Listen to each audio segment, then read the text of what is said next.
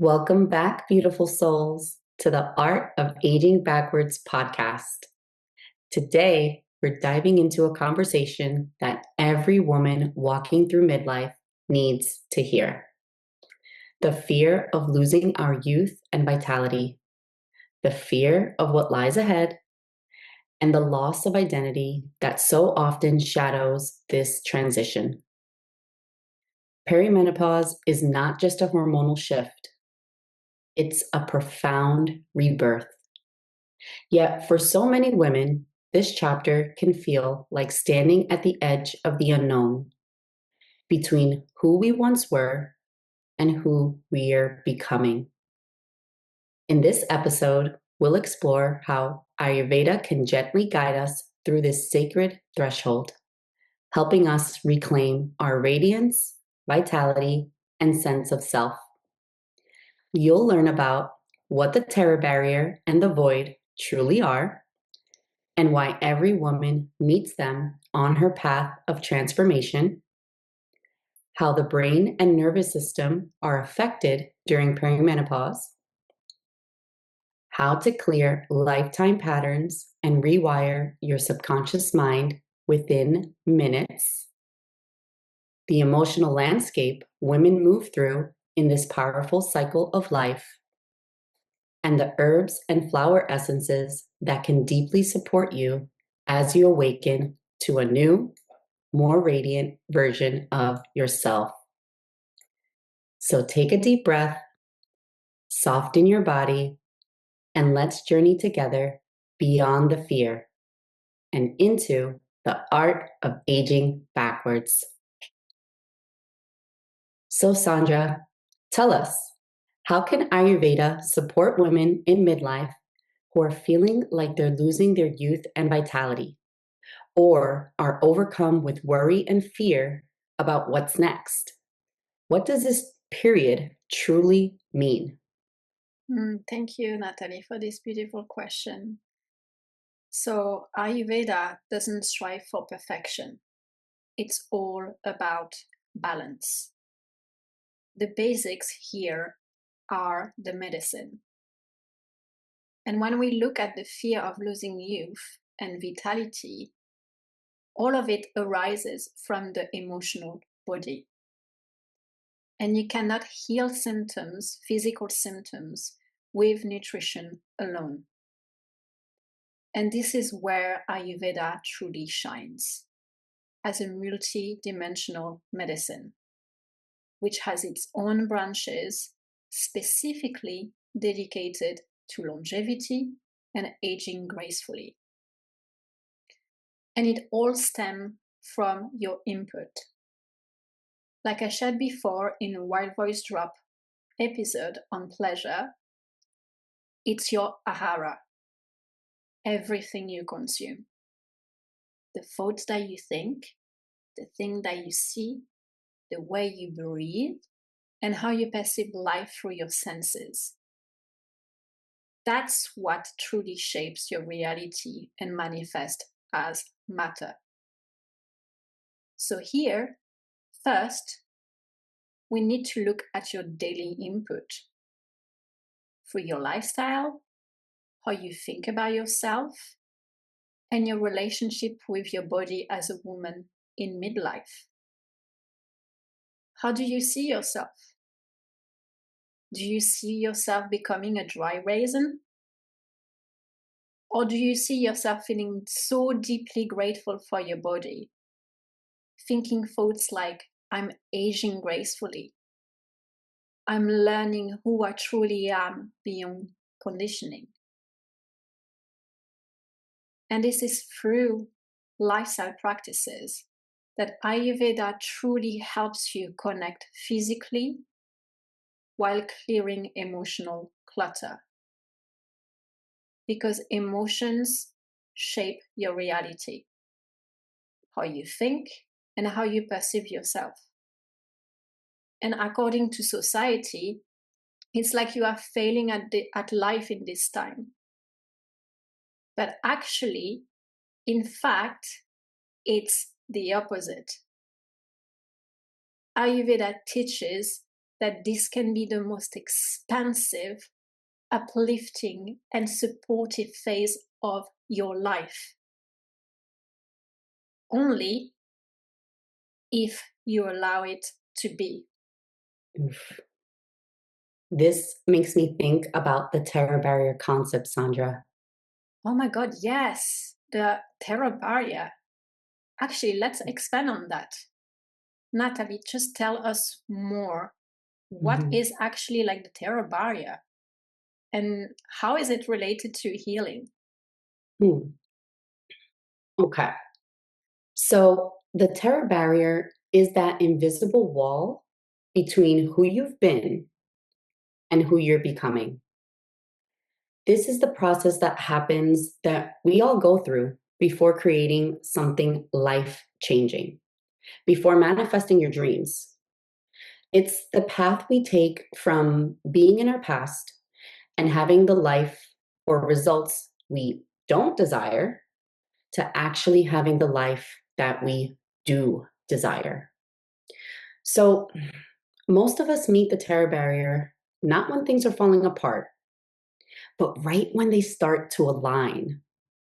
We finally receive love, rest, support, or visibility, and suddenly our chest tightens, our mind spirals.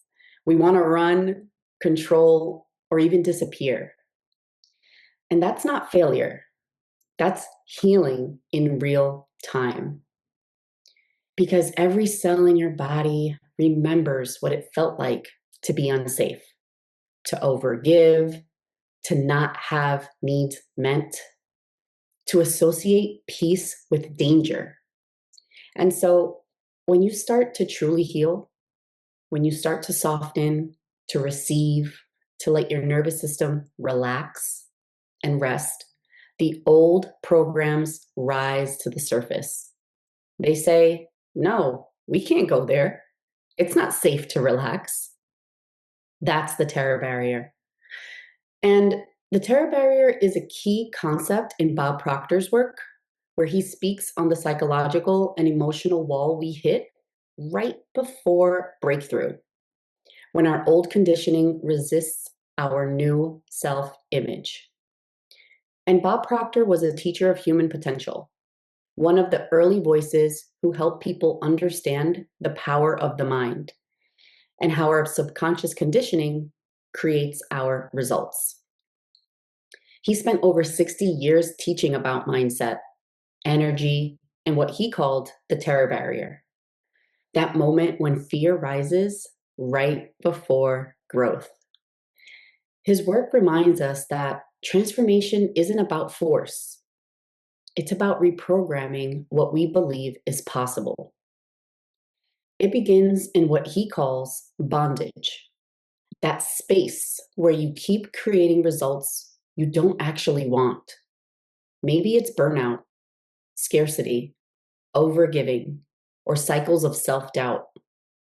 It's not that you're incapable of change, it's just that your subconscious conditioning is still in charge. Your nervous system keeps choosing the familiar, even if it doesn't feel good.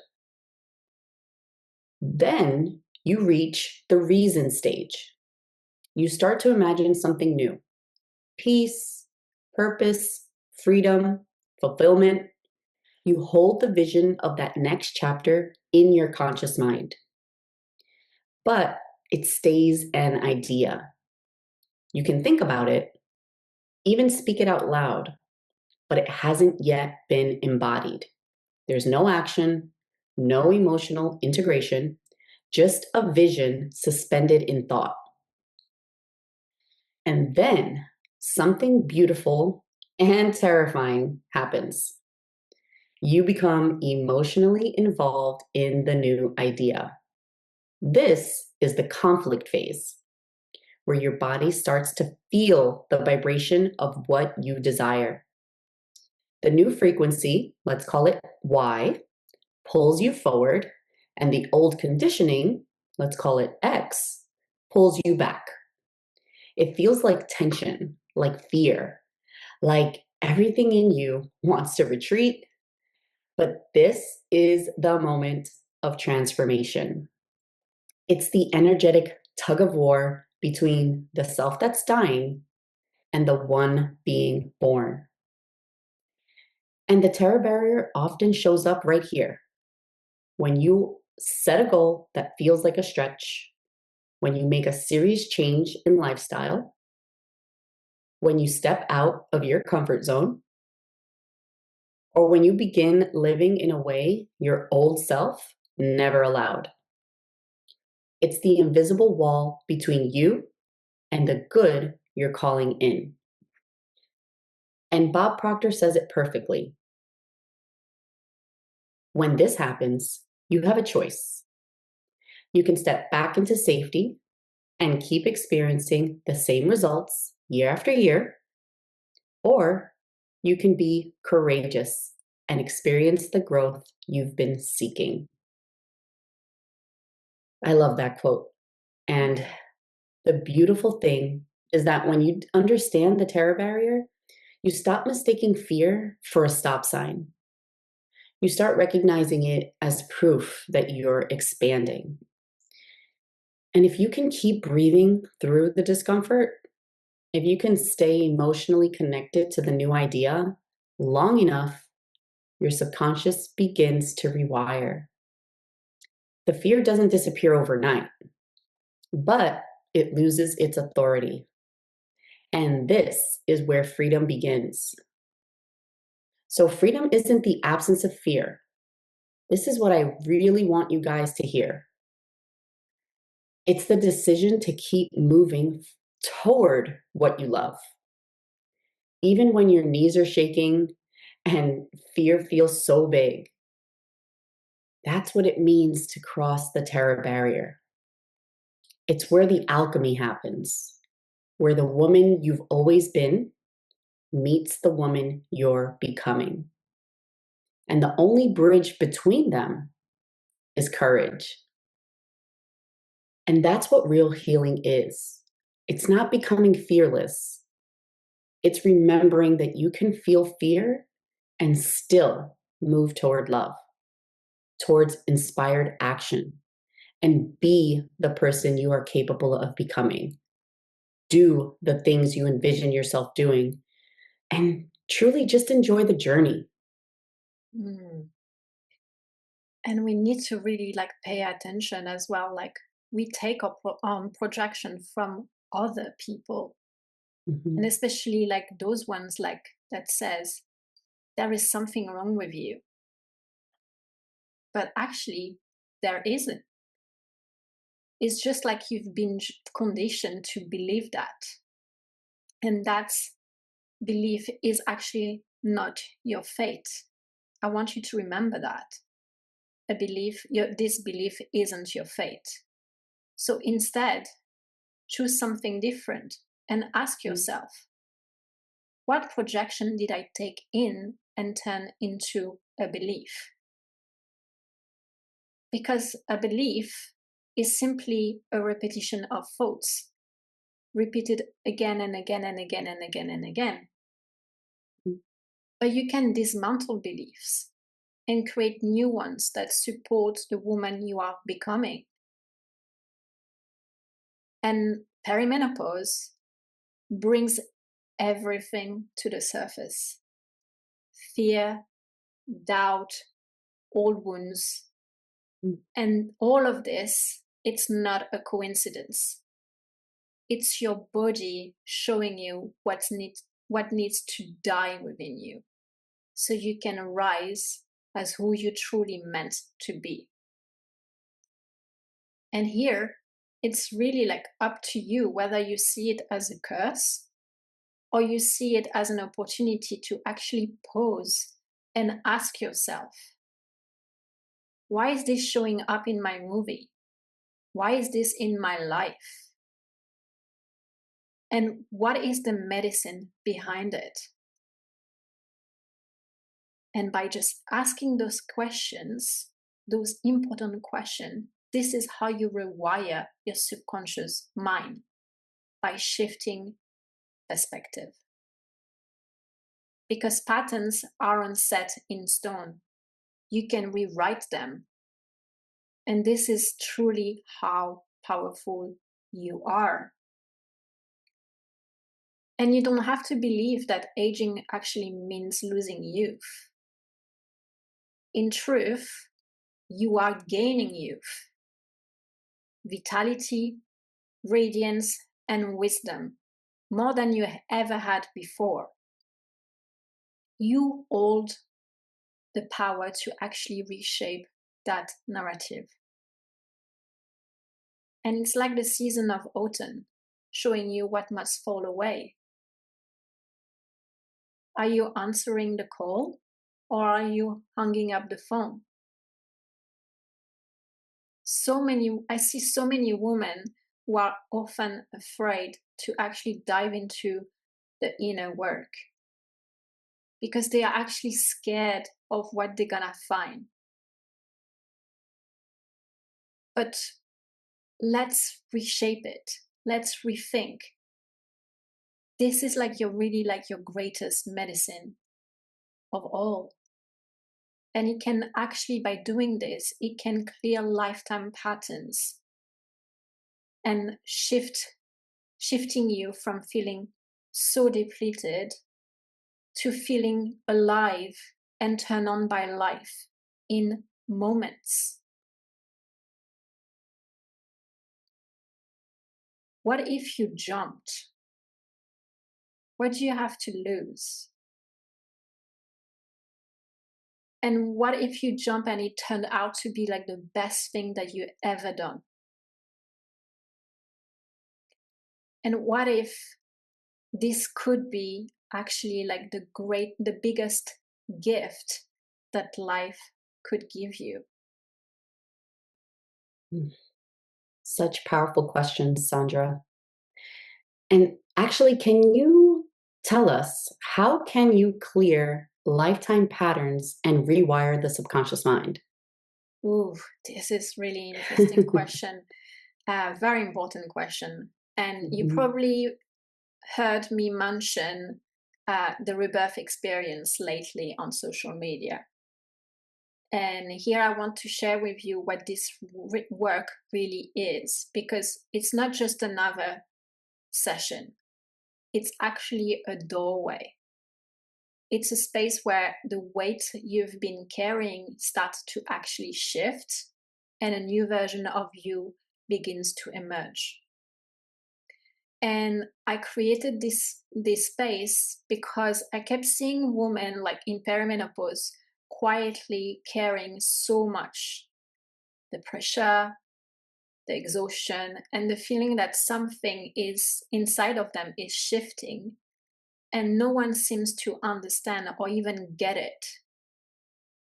But here is the truth. Perimenopause is actually not your breakdown. It's your breakthrough.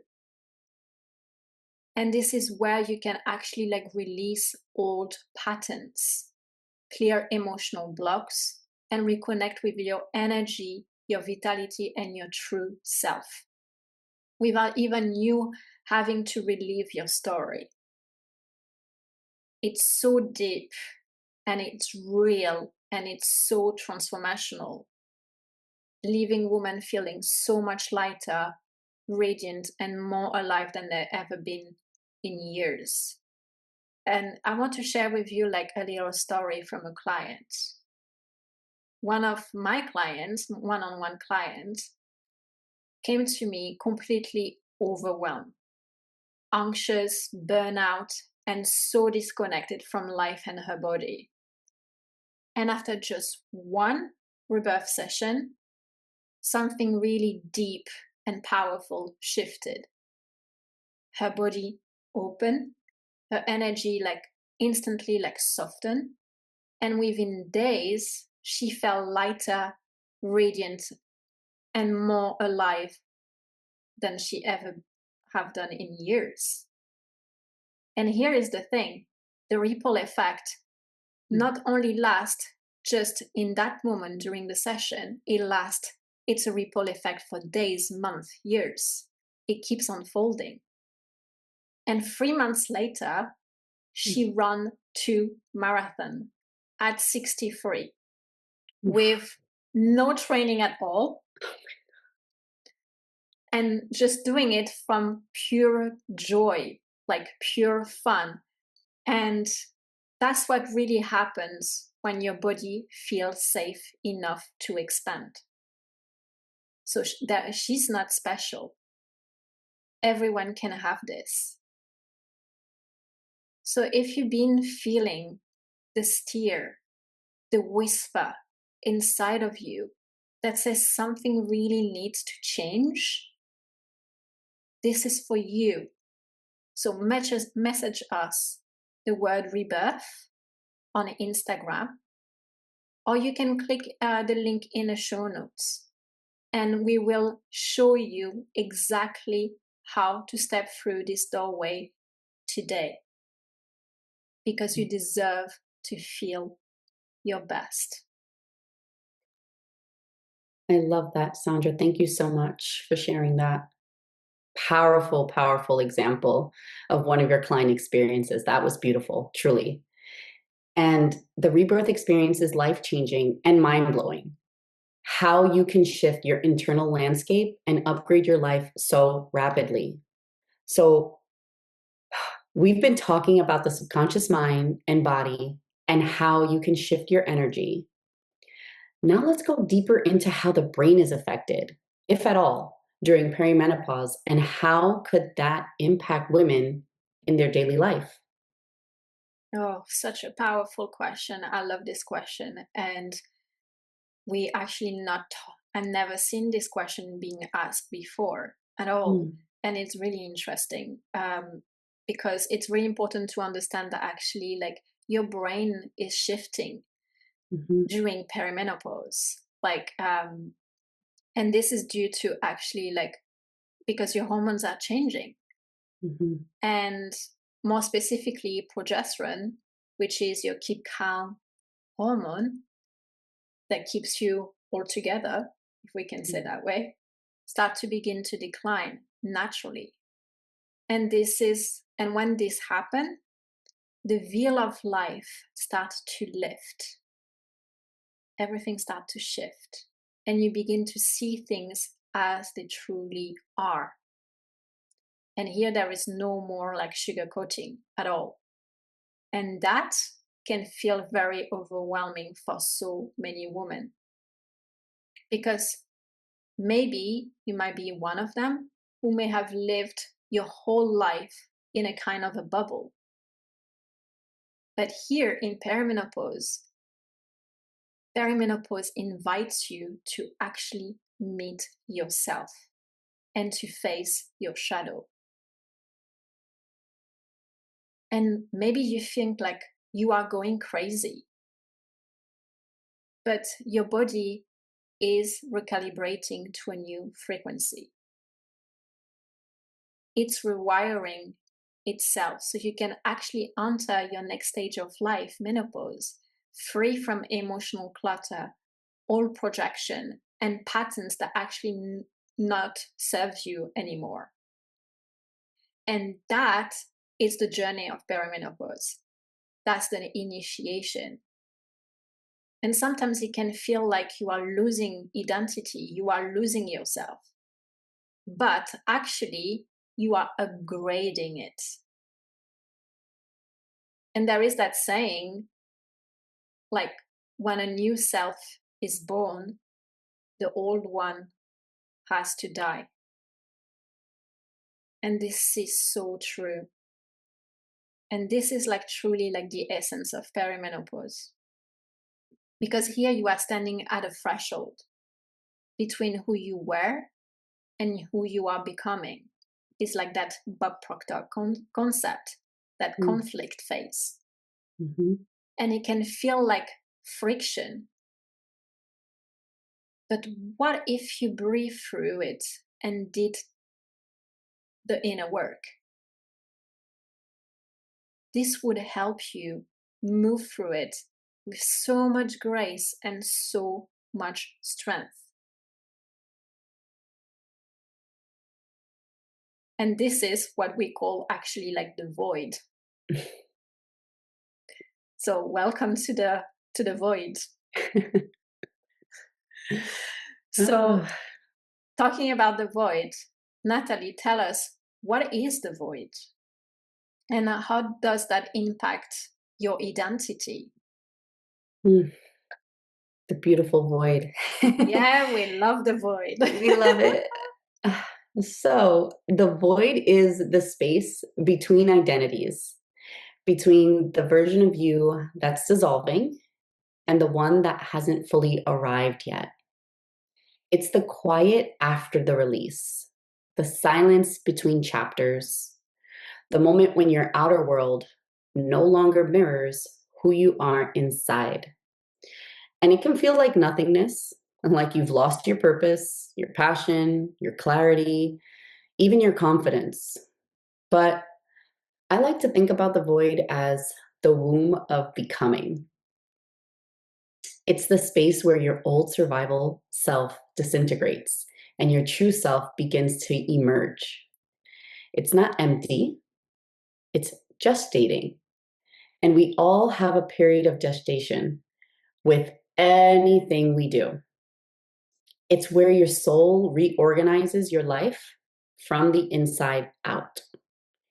And that's why it impacts identity so deeply. Because when everything you've known, your roles, your routines, your ways of being start to fall away, it can feel like death, truly. And you question who you are without the labels, without the proving, without the doing. But this is the initiation of self remembrance, where your worth detaches from performance and roots back into presence. And this is what people mean when they talk about the inner work. It's not fixing or improving yourself, it's learning how to stay present in the void, to hold yourself in the not knowing until truth begins to rise on its own. And inner work is the art of sitting in the middle of your unraveling and saying, even here, I am whole. It's listening to your body, to your breath, to the whispers of your own timing, and allowing what's false to fall away without rushing the rebirth. Because when you can rest inside the void without trying to fill it, fix it, or even escape it, you meet the deepest truth of your identity, that you are the awareness behind every becoming. You are not who you were, and you are not yet who you're becoming. You are the space holding both. That is the inner work. That is healing. And that is how you remember who you truly are. Whew. So, speaking about the void and doing the inner work, what are the emotions that women in perimenopause deal with? And what are the ones that are commonly suppressed during this time, Sandra? Oof. Okay. We're just gonna name a few because there is so many emotion. But the most common one uh, are actually fear, grief, rage, just to name a few. Um, and when we think about these emotions, when suppressed, they wreak havoc on the body and the energy systems. Mm. And here, to really ground this, I want to tell you a story, and it's really deeply personal. And the story that what happened to my mother and how fear, grief, and even rage and frustration have destroyed her life without even her noticing it. And my mom like bottled up her rage and frustration for decades. Mm. Intense emotion, trauma, all of it coming from her youth that she was never allowed to truly, fully express. But by doing so, little did she know that all those unspoken emotions would actually surface back during her perimenopause, which actually felt like hell on earth. And this eventually led to physical illness. And my mom died unexpectedly of liver cancer last year, which actually no one saw coming. And when we look into in a TCM lens, the liver is connected to the emotion of anger, frustration, and resentment. And so my mom held so much of it inside of her. And was it my mother's cancer her fault? Could it have been prevented? Some would actually argue and say yes, and maybe some would say actually no. But here is what I know. Yes, she had 100% responsibilities over her emotions. And we cannot argue with that. But one important fact was that actually she didn't know how to work with her emotion and actually process them, because she was never taught how to do it. And my grandmother had bipolar disorder. So my mom actually grew up in an environment without any emotional stability. So she actually never had the chance to build that emotional resilience through her mother. And all of this carried into her adulthood. And maybe you can relate to this story. You may have been brought up the same way. But here is the truth. We are all born with a certain amount of resilience that we get at birth from our parents, that we inherit from our parents at birth, like our immunity. But throughout our life, it's our job to build it through our lifestyle and doing the actual inner work. Because for me, I wasn't gifted with emotional resilience because my mom wasn't gifted with emotional resilience from her mom. So it carried on in the lineage. But I started to do the inner work, and that's when everything changed.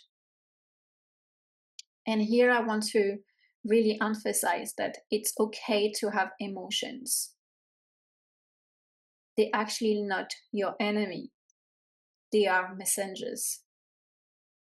And they are only visitors.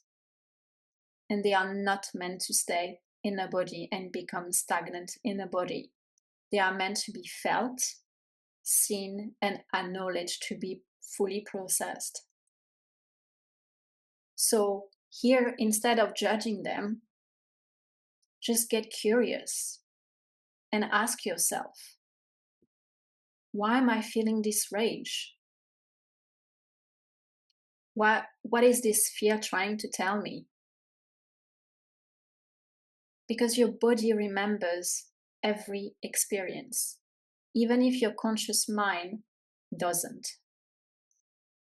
And when your emotions are left unprocessed, they eventually become physical symptoms.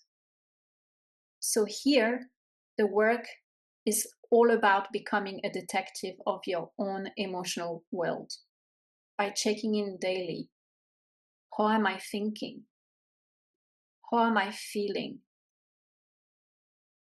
What's the message behind this emotion? And instead of being harsh or being an asshole to yourself, ask those powerful questions. What are you trying to tell me? What do you need me to see? And this is how healing begins. Through curiosity, not control. So when the emotional waves of perimenopause feels too big, when grief, rage, fear, and frustration take over, how can women actually turn towards the wisdom of plant medicine to help them feel held balanced, and whole again. And how can this plant help us cultivate emotional resilience, allowing us to move through this chapter with more grace and more strength? Thank you, Sandra. Let's see. So, when your emotional waves feel too big to hold alone, making teas with plants like motherwort, hawthorn, rose, and holy basil can help put you in a state of relaxation and feel like a warm hug in your heart. And each plant teaches us emotional resilience, not by numbing the waves, but by anchoring our roots deeper into the soil of who we truly are at our core. They remind us that balance isn't stillness, it's rhythm. That healing doesn't mean we stop feeling, it means we learn to let emotions move through without losing ourselves in it. And I just want to briefly talk about flower essences and how they can help us cultivate that emotional resilience you were speaking about, Sandra. So, flower essences are vibrational medicines, infusions made from the energetic imprint of a flower rather than its physical parts. So, unlike herbal tinctures, which work through the body's chemistry, flower essences work through the body's energy field and emotional patterns. So, each flower holds a specific frequency, a signature of balance. And when we take the essence, that frequency communicates with our own, gently bringing awareness and harmony to the emotions, beliefs, or energetic blocks we are ready to shift. They don't suppress what we feel. The flower essences, they help us move through it with grace. So instead of numbing anxiety, an essence like rock water invites flexibility. And instead of silencing grief, the essence Star of Bethlehem helps us soften into healing.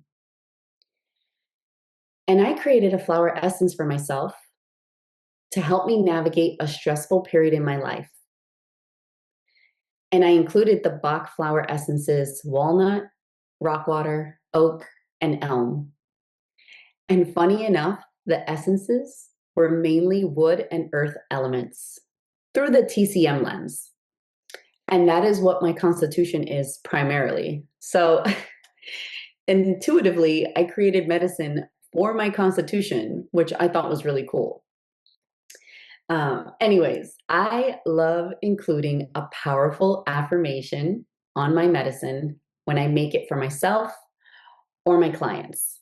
And this one I named I am capable. And the intention behind it was to help support me as I become more comfortable speaking my truth in settings where I felt like I was being taken advantage of. And after a few weeks of taking it and reflecting on my days, I realized that the subconscious block I had in my throat, it had slowly been disintegrating and things around me were improving. And I was speaking my truth with ease, no guilt, no shame, no stress. Just feeling more open and safe being vulnerable. To the point where I realized I had stopped reaching for my flower essence because it had supported me when I needed it most. And I truly want to share this story as a powerful reminder of how powerful nature is and how powerful all of you are. And to remind you that you can rewire your subconscious mind. Nothing is outside of you. In fact, everything is inside of you. You are the medicine. And nature is always here to support us in seeing all that we already are. So when the next wave comes in, instead of asking, how do I make this stop? You can ask, What is this trying to teach me about my strength, my softness, my truth? Yes, so powerful. And actually, this is what we work on in the rebirth experience, isn't it? Mm-hmm. It's a single session that can actually clear patterns that have kept you stuck for months, decades, or even lifetimes. And this is not just healing, it's actually a liberation where we bring your body back into safety, rewiring like your subconscious beliefs, Mm-hmm. emotions, and patterns from the root. So your nervous system can finally like exhale. And here the results are instant and they are embodied and they last. And most people won't tell you this. Emotional pain becomes physical disease when left unprocessed. And healing doesn't start by controlling your body. It begins by witnessing your inner landscape and feeling what needs to be felt without shame, without guilt or resistance. And this is true emotional mastery.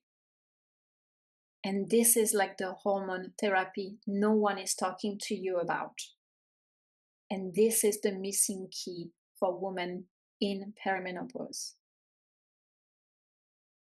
So if your body is like whispering, this is for me, just fully trust it because your next chapter is calling and the door to your freedom is fully open. Are you gonna answer the call? If the whisper inside you says something really needs to change, just message us the word rebirth on Instagram, or you can click the link in the show notes and we will show you exactly the steps on how to begin your transformation today, because this is your birthright. So, if you're ready to defy the rules, embody your radiance, and become more alive with every year, hit follow, like, leave us a review, and subscribe to the Art of Aging Backwards, wherever you listen to podcasts. Join us inside the Art of Aging Backwards community, where the magic unfolds and transformation happens in real time. Because aging backward isn't a fantasy, it's your birthright. And we're here to show you how. See you next week for the wild voice activation all about the inner critic. Thank you for tuning in and see you next time. See you next time. Bye. Bye.